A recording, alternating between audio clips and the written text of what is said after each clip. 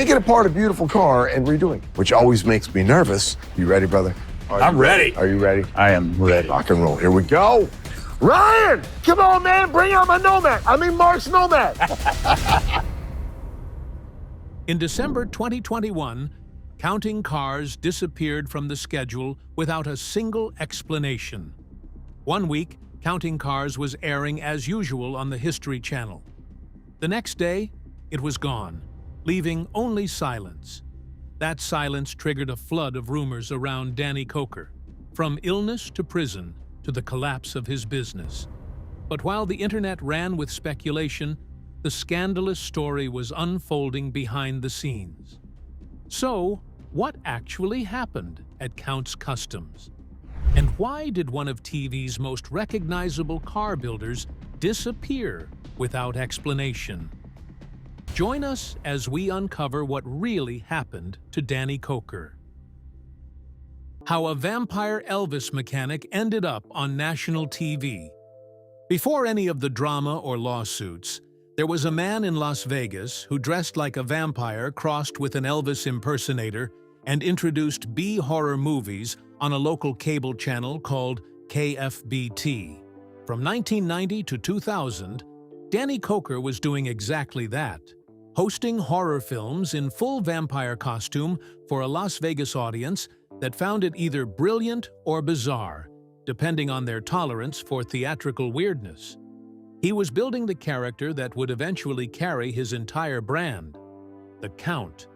And this identity was so specific and so completely his own that it could not be mistaken for anything else or replicated by anyone else. Danny grew up in Cleveland, Ohio, and his family later moved to Detroit, where his father worked for Ford Motor Company. That background meant cars were not a hobby in the Danny household. They were the air the family breathed.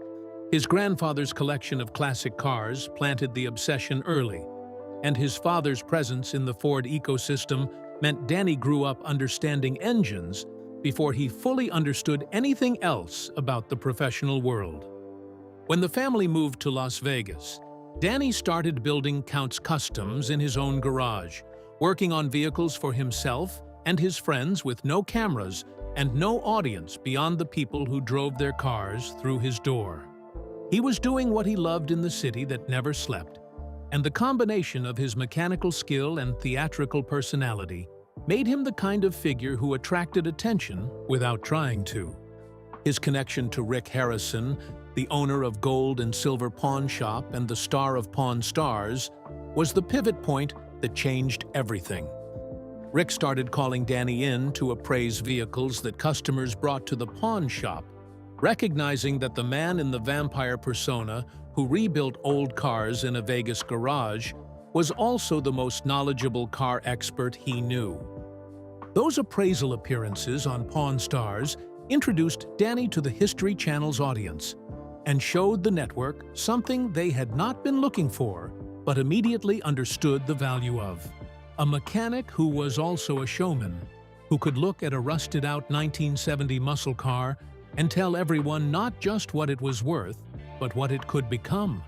And who could do all of that with a rock and roll personality that made people want to watch him do it. Counting Cars premiered in 2012 and ran for 10 seasons and 184 episodes over 9 years. It made Danny Koker one of the most recognizable faces in automotive television history.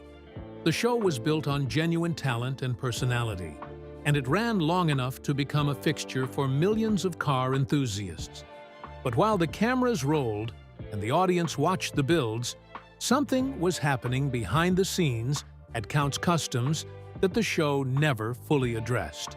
And it started in 2014, just 2 years after Counting Cars went on the air, with a lawsuit that told a very specific story about what the pressure of television production does to a small family business. The lawsuits that nobody talked about enough. In 2014, a Las Vegas couple brought their 1967 Ford Mustang to Count's Kustoms, hoping for a restoration that would also put their car on television. They paid their deposit and waited.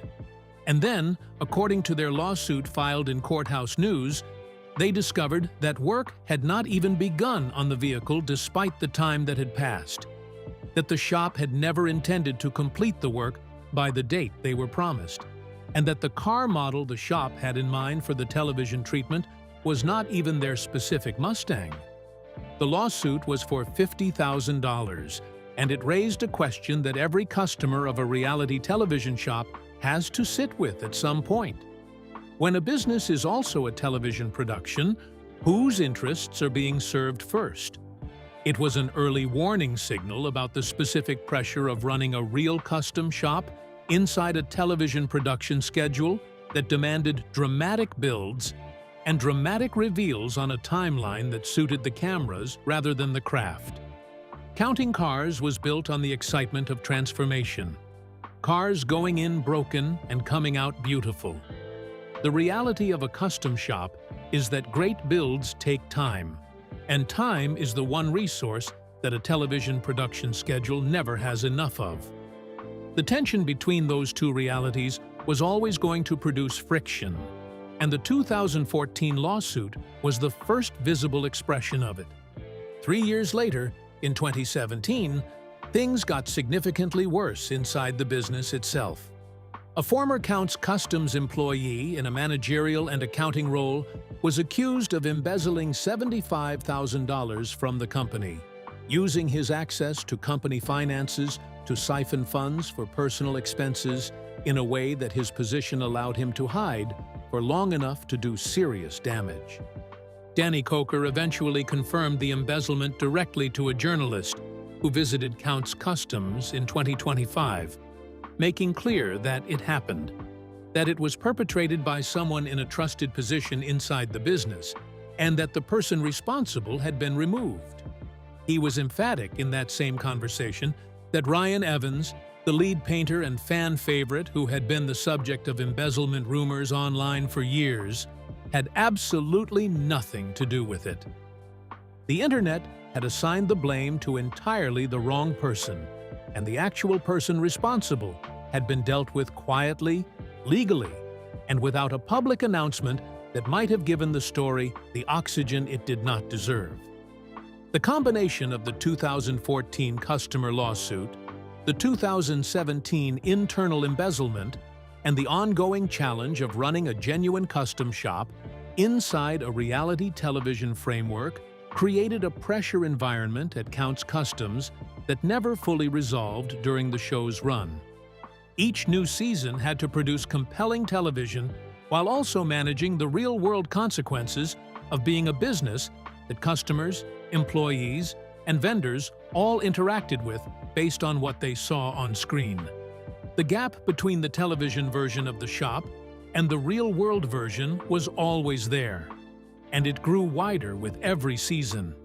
And then, at the end of 2021, the show simply stopped. There was no prior announcement or cancellation statement. It just ended. And the silence that followed was louder than anything the History Channel could have said. So what actually happened? And why did the network that had broadcast 184 episodes of successful automotive television walk away without a single word of explanation? The unexplained ending. The 10th season of Counting Cars aired its final episode in December 2021. There was no cancellation announcement or renewal announcement. The History Channel simply did not commission an 11th season. And since that decision was never publicly explained, the gap it left was immediately filled by speculation that was considerably more dramatic than the reality. The most prevalent theories centered on the Joseph Frontiera situation. Frontiera had been an accountant and behind-the-scenes figure at Counts Kustoms, whose embezzlement had generated the 2017 lawsuit. The theory that his actions had damaged the show's relationship with the network badly enough to end it was never confirmed, but it was the explanation that felt most coherent to people trying to make sense of a show that had been performing respectably and simply disappearing without a comment. The second theory centered on the practical difficulty of running Counting Cars at all. A custom car shop is not a television production studio. It is a working business with real customers, real deadlines, real staff management challenges, and real financial pressures that do not pause for the filming schedule. Running Counts Kustoms as both a business and the set of a television show for 9 years required a level of operational management that went far beyond what any single person, even someone with Danny Koker's energy and experience, could sustain indefinitely without something giving way.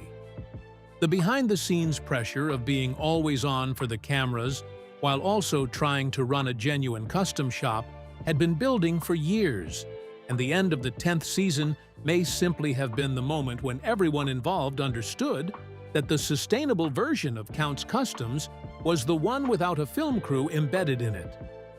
What Danny Koker told a journalist directly in a 2025 interview was the most honest account available of where things actually stand. He had not given up. He was still building. He had not been arrested. He had not been diagnosed with cancer. His wife was alive and well. Ryan Evans was still at the shop and was still his brother. And Counts Kustoms was still very much operational as a business and as a tourist destination in Las Vegas. But he also made clear that the television future was a different conversation from the business future, and that the show he wanted to make next, a new version that reflected where the shop was in 2025 rather than where it had been in 2012, was still in development rather than in production. The History Channel's silence on the matter was, from a business perspective, entirely rational. Networks do not announce non-renewals as a matter of policy. They announce renewals. When a show is not renewed, it simply stops being in the schedule, and the show's audience either accepts the absence or generates enough noise that the network reconsiders. The Counting Cars audience generated significant noise in the form of online petitions and social media campaigns, but not at the scale required to move a network decision in the absence of a compelling financial case for bringing it back. The show ended because the network made a business calculation, and the calculation came out against renewal. That is the least dramatic possible explanation, but the evidence points toward it being the most accurate one. The show ended quietly. The rumors got loud. And while the internet was generating wild stories about cancer and prison and closed-down shops, the real Danny Koker was doing something that the clickbait headlines were completely failing to capture. He was building, and what he has built in the years since Counting Cars stopped is genuinely impressive, even if it does not fit the narrative of a man in decline. So, what did he build? What the rumor mill missed. If you type Danny Koker into a search engine in 2025, one of the first things anyone will encounter is speculation about his health. The specific trigger for that speculation was his visible weight loss in the period following the show's end. Fans who had been watching him for a decade on Counting Cars noticed a significant physical change and, in the specific way that internet communities process the absence of direct information, filled that gap with the most alarming possible explanation.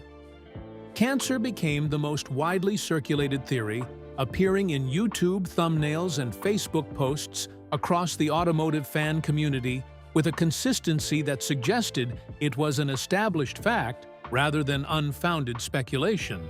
It is not an established fact. There is no credible reporting from any verified source that Danny Koker has been diagnosed with cancer or any other serious illness. The most credible accounts attribute his weight loss to the demanding nature of his workload, which is a category of explanation that is simultaneously boring and entirely plausible for anyone who has watched a man run a custom car shop, a rock band, a bar and grill, a tattoo parlor, and a television production simultaneously for years on end. The physical toll of that kind of schedule does not require a medical diagnosis to be visible. It requires sustained exposure to the camera over a long enough period that changes in a person's body become apparent to millions of people who were not watching them in real time, but who can compare where they are now with where they were 10 years ago. What people were seeing when they pointed at Danny Koker's changed appearance was a man who had been working at an intensity most people never reach, and whose body had been keeping the score in the way that bodies inevitably do. The death rumors had a separate and more specific origin. Someone circulated Danny Koker's father's obituary as if it were Danny's own. Danny Koker Sr., who had been a gospel music performer and composer of genuine significance before his death, had an obituary that circulated online in a way that confused the son with the father. Given that Danny Jr. had named himself after his father, and that both men were connected to Las Vegas entertainment in different ways across different decades, the confusion was understandable if also completely incorrect. Danny Koker is alive. He has been posting on social media, attending SEMA 2025 with his Counts Kustoms team, performing with his band Counts 77, and showing up at the shop in Las Vegas that he built from his own garage in the 1980s. The death was not his. The wife's death rumor followed a similar pattern. In 2022, false reports circulated claiming that Cory Koker, Danny's wife, whom he married in 2015, had died in a car accident. She had not. She remains alive and active in the businesses she has been part of building alongside her husband, including Counts Vamped Rock Bar and Grill, which she helped manage before its closure in June 2025 after years of operation in Las Vegas. The marriage is intact, the wife is alive, and the man himself is not in a hospital bed or a prison cell. The internet wanted a more dramatic story than the truth provided, so it invented one. So what does Counts Kustoms actually look like right now in 2025 and 2026? And what is Danny Koker actually building when he is not defending himself against rumors? Danny Koker's present reality. A journalist from Top Speed drove to Las Vegas in 2025, walked through the front door of Counts Kustoms, went through the museum that houses part of Danny's personal collection, and walked into the separate shop building where Horny Mike and Ryan Evans were both at work on active builds. It was a working custom shop doing exactly what it had always done, just without a film crew documenting every hour of it. The museum element of Counts Kustoms has become an increasingly significant part of the operation. Danny Koker owns 58 vehicles and over 70 motorcycles, and a portion of that collection is on permanent display in the museum attached to the main shop building. It is a genuine collection, assembled across decades of buying and building, and it is available for public viewing daily. The shop's official website advertises free museum tours. The brand continues to draw Las Vegas visitors who want to connect with the Counting Cars experience in person, and those visitors spend money on merchandise, on tour experiences, and on the tattooing service at Counts Tattoo Company in the Rio All-Suite Hotel and Casino. Counts Vamped Rock Bar and Grill, which Cory Koker had helped manage as its entertainment coordinator since the business opened, closed its doors in June 2025 after years of operation in Las Vegas. Danny attended SEMA 2025 with his Counts Kustoms team, which is one of the most significant events in the automotive calendar, and reflects a continued engagement with the professional car community that is incompatible with the narrative of a man who has retreated from public life. His band, Counts 77, a hard rock outfit rooted in 1970s-style rock, continues to perform live dates. He released studio albums with the band during the Counting Cars years and continues to play shows. The music was never a side project or a celebrity vanity exercise. It was always a genuine parallel career built on the musical roots that his father, a gospel baritone and composer who performed with the Cathedral Quartet and wrote for bands including the Rex Humbard family, had planted early. His net worth in 2025 is estimated at approximately $13 to $15 million. Built across the shop, the television income from Counting Cars and its residuals, the music, the bar, the tattoo parlor, and the merchandise operation that has continued to generate income since the show ended. He owns his personal collection outright and has stated publicly that he does not intend to sell any of it, which means the vehicles he has built and acquired across 40 years are not inventory. The Count's Customs show, a new television project that Danny indicated was in development during his 2025 conversations with journalists, has not yet gone into production, but represents the direction he is looking rather than the rearview mirror. Danny Koker is 61 years old. He has been building and restoring vehicles since before most of his television audience was born. He built a shop from a garage, turned it into a national television brand, survived lawsuits and embezzlement, and the abrupt end of a decade-long network relationship, and kept the lights on at Count's Customs through all of it. Do you think Counting Cars deserved a proper farewell season rather than the silent ending it got? And if the new Count's Customs show goes into production, would you watch it? Share your thoughts with us in the comments section. Remember to like, share, and subscribe for more. Also, click the next video showing on your screen. You will enjoy it.